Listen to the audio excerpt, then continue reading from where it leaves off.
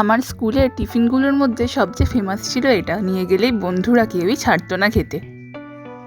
এই ঝুড়ো সুজিটা তৈরি করতে খুব কম সময় লাগে আর খেতেও খুব ভালো হয়, জানো তো। আর কিভাবে মা তৈরি করছে মায়ের কাছ থেকেই জেনে নাও। 5 মিনিট লাগে না? প্রথমে কি করেছিলে? প্রথমে দেখ, সুজিটাকে অল্প একটু তেল দিয়ে তার মধ্যে একটু নুন দিয়ে ভালো করে লাল করে ভেজে নিতে হবে।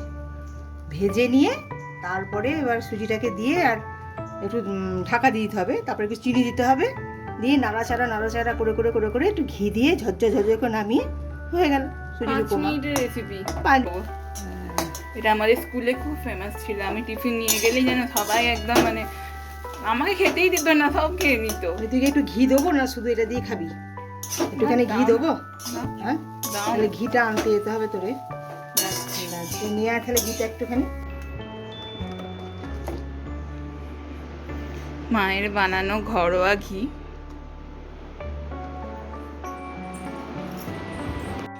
মা এনো। ও, তুই হাতে তৈরি করা ঘিটা নিয়ে এলি? কেনা ঘিটা আনতে হয় না, ওটা ভালো গন্ধ না রে। এটা বেশ মানে ইয়ে করলে ভালো হয়, ভাত টাত দিয়ে খেতে ভালো লাগে, খুব সুন্দর খেতে লাগবে। একটু ঘি দিয়ে দিলাম, ঘিটা দিলে না খুব সুন্দর সেন্ট ছাড়বে। আবার এটা আমি ঘরে করেছি তো, ঘিটা আরও সুন্দর খেতে হবে।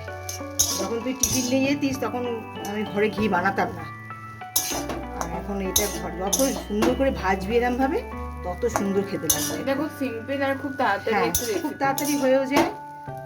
আবার আমার ভয় লাগছে তোমার করাটার জন্য। কিচ্ছু ভয় নেই, ভয় কিসের, আমি ধরে আছি। হেলে যাচ্ছে কেন? না না, হেলেনি, একদম পুরো ঝরঝর করবে একদম। বাচ্চাদের টিফিনে দেওয়ার জন্য এই চটজলদি রেসিপিটা তোমাদের কেমন লাগলো জানাতে ভুলবে না। সবাই ভালো থেকো, সুস্থ থেকো। দেখা হবে পরের একটা ভিডিওতে, আর এরকম ছোট ছোট রেসিপি নিয়ে আমি আবার চলে আসবো।